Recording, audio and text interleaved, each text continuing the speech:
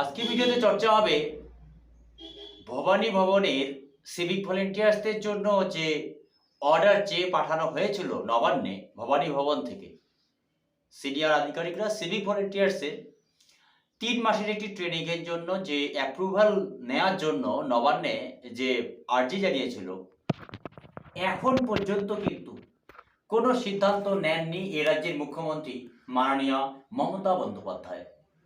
2 সপ্তাহ কেটে গেল, তারপরেও এবার প্রশ্ন হচ্ছে, মহামান্য সুপ্রিম কোর্টে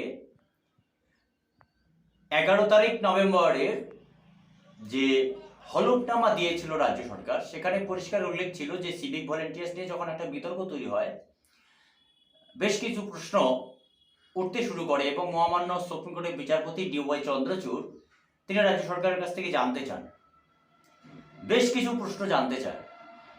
তাই সেই পরিস্থিতিতে হলফনামায় কিন্তু 3 মাসের ট্রেনিংয়ের কথা বলা হয়েছে। হলফনামায় সুপ্রিম কোর্টে রাজ্য সরকার জানিয়েছে, কিন্তু সামনেই জানুয়ারি আসতে চলছে, আজ পর্যন্ত সত্যি এতদিন ধরে যে এত জল ঘোলা হলো, তারপরেও কি সেই সিভিক ভলেন্টিয়ার্সদের ন্যূনতম ট্রেনিং, বেতন কাঠামো এবং তাদেরকে একটি সুস্থ জায়গায় সুস্থ পরিবেশে তাদেরকে রাখা, সেই পরিস্থিতিটার কিন্তু উন্নতি এখনও দেখা যাচ্ছে না।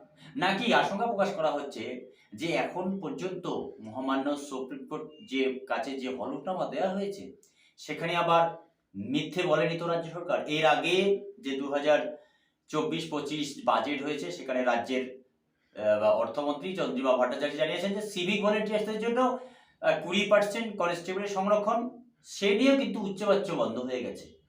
এবং তার সাথে সাথে জুনিয়র কনস্টেবলের কথা বলা হয়েছিল বাজেটে, সে নিয়ে কোনো হেলদোল নেই।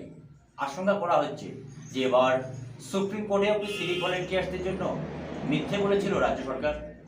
যদি এই সমস্ত ভিডিও ভালো লাগে, চ্যানেলটিকে লাইক, শেয়ার, কমেন্ট, সাবস্ক্রাইব করতে ভুলবেন না। আজ এ পর্যন্তই।